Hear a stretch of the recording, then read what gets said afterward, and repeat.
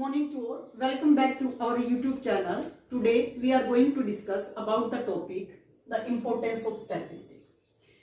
Statistic की characteristics, features and limitation ये already हम कर चुके हैं अपने 2 वीडियो में पीछे.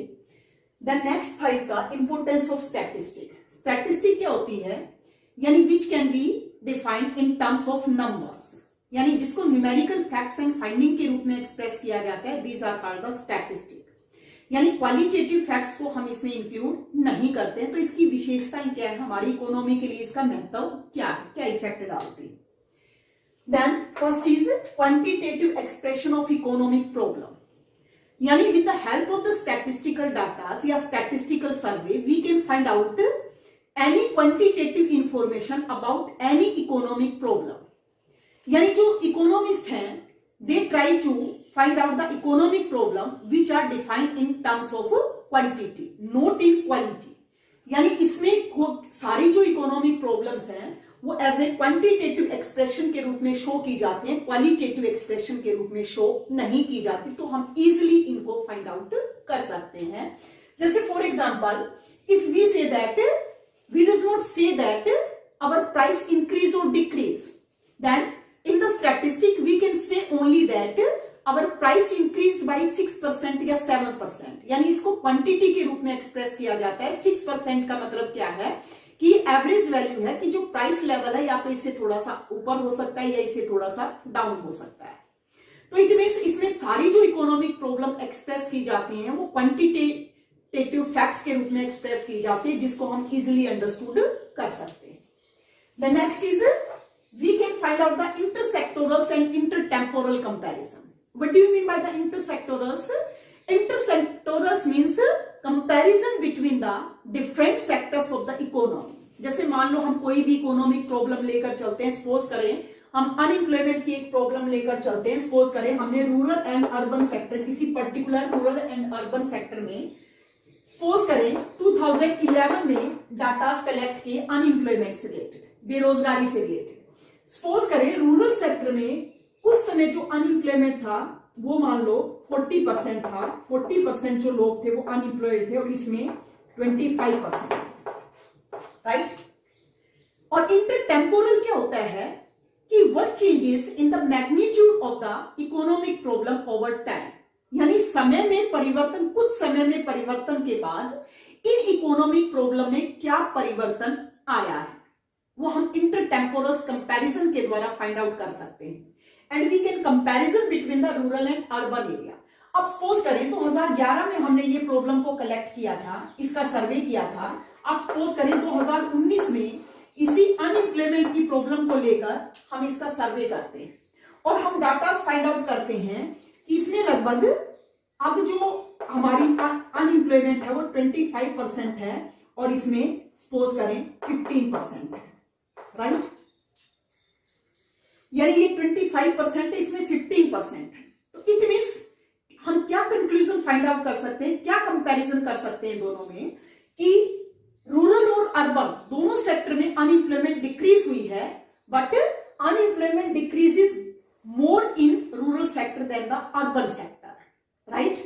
दोनों में अनएम्प्लॉयमेंट कम हुई है लेकिन इसमें 15% और इसमें केवल 10% डिक्रीज हुई है. तो इट मींस ये किसका रीजन है, क्योंकि रूरल सेक्टर से लोग माइग्रेट कर जाते हैं अर्बन सेक्टर में, जिससे अर्बन सेक्टर में अनएम्प्लॉयमेंट रेशो बढ़ा है और इसमें कम हुआ है. तो इसके साथ हम इसमें कंपैरिजन कर सकते हैं और ये केवल स्टैटिस्टिकल सर्वे के द्वारा ही पॉसिबल हो सकता है. इसलिए हमारी इकोनॉमी के लिए मोस्ट इंपोर्टेंट फैक्ट है कि we can find out the intersectorals and intertemporal comparison, कि किसी भी 2 या 2 से ज्यादा सेक्टर्स के बीच हम कंपैरिजन कर सकते हैं किसी भी इकोनॉमिक प्रॉब्लम को लेकर और समय के साथ साथ उस इकोनॉमिक प्रॉब्लम में क्या चेंजेस आता है. This can be find out only with the help of the statistical survey, right. Second हो गया. Then third, working out cause and effect relationship. यानी with the help of the statistical survey we can find out the cause and effect relationship of any economic problem. यानी जैसे मान लो कोई भी एक economic problem है हमारे देश में कंटिन्यूसली अराइज होती है, जैसे इन्फ्लेशन की प्रॉब्लम है, तो हमें उन जो स्टैटिस्टिकल सर्वे हमने किया है उसके बेस पर हम पता लगा सकते हैं कि what's the causes of this economic problem and what's the effect of our economy. जैसे इन्फ्लेशन राइज हो रहा है तो उसके पीछे कारण क्या है, जैसे डिमांड बढ़ना कारण हो सकता है, कॉस्ट बढ़ना हो सकता है, पॉपुलेशन इंक्रीज होना हो सकता है, बाकी अदर फैक्टर हो सकते हैं। और इसका इफेक्ट क्या पड़ेगा, इसका इफेक्ट सबसे ज्यादा पूरे सेक्शन पर पड़ता है कि हमारे देश में जो पॉवर्टी या अनएम्प्लॉयमेंट है कंटिन्यूसली बढ़ती जाती है। Then we can find out the cause and effect relationship. Then the economists find out the remedies that how we can solve these problems. तो इतने से अगर उन्हें कारण पता है और उसका इफेक्ट पता है तो जो इकोनॉमिस्ट है वो क्या ट्राई करते हैं, उसकी या उपाय सुझाने लगते हैं कि इस प्रॉब्लम्स को कम से कम कैसे किया जा सकता है या इसको बढ़ने से कैसे रोका जा सकता है। जैसे इन्फ्लेशन है, इन्फ्लेशन की प्रॉब्लम उन्हें पता है, उसकी कारण क्या है, उसका इफेक्ट क्या पड़ सकता है हमारी इकोनॉमी पर, राइट। तो इसके लिए वो पहले से उपाय अप्लाई करने लग जाते हैं ताकि इस प्रकार की प्रॉब्लम हमारे देश में आगे ज्यादा मात्रा में क्रिएट ना हो। जैसे पॉपुलेशन कंटिन्यूसली राइज होती है तो उसके लिए सजेशन प्रोवाइड किए जाते हैं कि इस प्रॉब्लम को कैसे सोल्व किया जाए। अनएम्प्लॉयमेंट की प्रॉब्लम है तो कोई भी इकोनॉमिक प्रॉब्लम जिसके कॉजेज एंड इफेक्ट हम फाइंड आउट कर लेते हैं तो उसकी जो उपाय हैं, जो सजेशंस है वो भी प्रोवाइड किए जाते हैं ताकि इस प्रकार की प्रॉब्लम हमारे देश में ज्यादा मात्रा में अराइज ना हो। तो कहने का अभिप्राय है कि ये सभी सारी जो इकोनॉमिक प्रॉब्लम्स है जो अराइज होते हैं उनके कॉजेज, रेमेडीज वगैरह ये हम स्टैटिस्टिकल सर्वे के द्वारा ही फाइंड आउट कर सकते हैं। कंस्ट्रक्शन ऑफ इकोनॉमिक थ्योरी, यानी with the help of the statistical survey we can construct the economic theories. It means we can find out the relationship between the different sets of the data.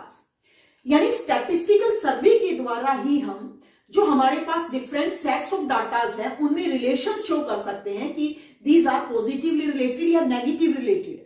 जैसे for example constructions of law of demand है, law of supply है, producers equilibrium है, these all theories can be constructed only with the help of the statistical data.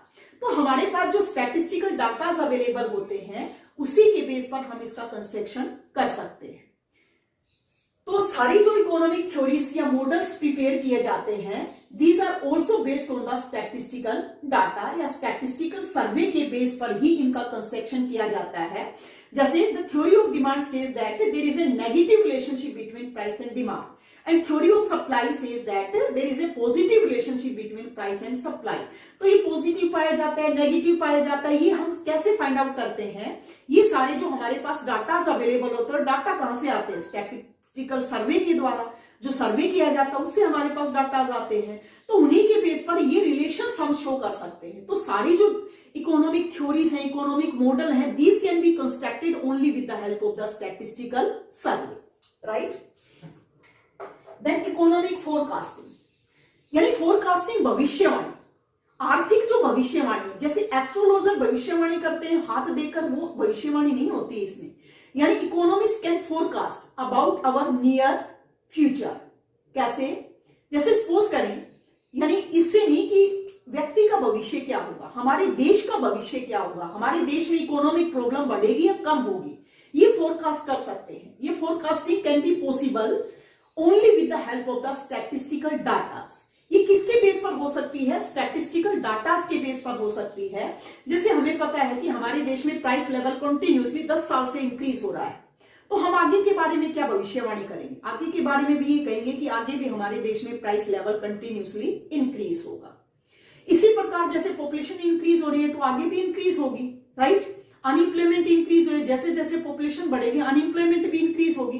तो ये सारी forecasting हम किसके base पर कर सकते हैं, जो स्टैटिस्टिकल डाटा हमारे पास पास्ट के अवेलेबल होते हैं उन्हीं के बेस पर the economist can forecast about the near future, right. Then formulation of policies, यानी गवर्नमेंट जो बजट बनाती है, the policies are can be formulate only with the help of the statistical data या सर्वे, ये भी उसके base पर होते हैं। आप ये देखें, जस्ट द करेंसी से रिलेटेड सारे जो सर्वे किए जाते हैं या सारे जो डाटा अवेलेबल होते हैं वो आरबीआई के पास अवेलेबल होते हैं, रिजर्व बैंक ऑफ इंडिया जो हमारे देश का सेंट्रल बैंक है उसके पास अवेलेबल होते हैं।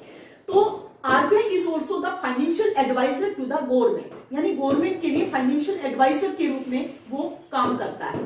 It means when the government prepare the budget, तो वो टैक्स रेट को उसे बढ़ाना है, कम करना है या क्या चेंजेस करना है, this can be decided by the RBI, या कह सकते हैं डिसाइड तो गवर्नमेंट करती है लेकिन आरबीआई उसको सजेशन देता है, क्योंकि पास्ट में सर्वे किया जाता है कि गवर्नमेंट के द्वारा जो टैक्स स्ट्रक्चर्स डिसाइड किया गया था उसका लोगों पर इफेक्ट क्या पड़ा और अब उसको चेंज कितना करना चाहिए। तो जो भी डायरेक्ट और इनडायरेक्ट टैक्स की जो रेट डिसाइडेड होती है वो भी स्टैटिस्टिकल सर्वे के बेस पर ही डिसाइड होती है, यानी गवर्नमेंट जो अपना बजट प्रिपेयर करती है these are also based on the statistical survey, यानी वो भी स्टैटिस्टिकल डाटा के बेस पर ही उसका कंस्ट्रक्शन किया जाता है। तो कहने का अभिप्राय यह है कि सारी जो पॉलिसीज हैं, जैसे टैक्स से रिलेटेड जिस जो दो प्रकार के टैक्स होते हैं, डायरेक्ट टैक्स और इनडायरेक्ट टैक्स, इनसे रिलेटेड जो भी पॉलिसीज फॉर्मुलेट की जाती है these are also based on the statistical datas या सर्वे के बेस पर होती है कि पास्ट में जो टैक्स स्ट्रक्चर अप्लाई किया गया था उसका लोगों पर इफेक्ट क्या पड़ा, फिर आगे का प्रोसेस इसमें अप्लाई किया जाता है। लास्ट इज कंस्ट्रक्शन ऑफ, चलो, एज ए सिस्टमैटिक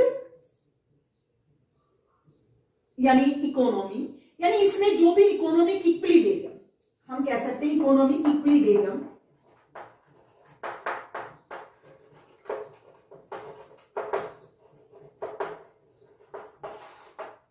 यानी economic equilibrium, it can be find out only with the help of the statistical data.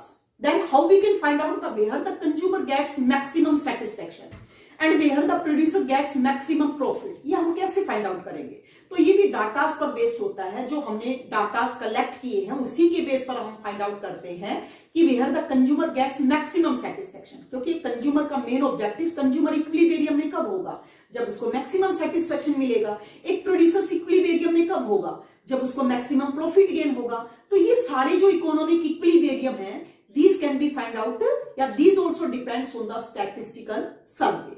So these are the importance of the statistic, यानी जो हमें बताते हैं कि स्टैटिस्टिक से जो भी रिजल्ट फाइंड आउट होते हैं, हालांकि वो प्योर नहीं होते हैं, एवरेज रिजल्ट होते हैं, क्योंकि चेंजेबल फैक्टर से रिलेटेड होता है। तो ये सारी इसकी इंपॉर्टेंस थी। So that's all for today. For the further classes please connect our YouTube channel. Thanks and have a nice day.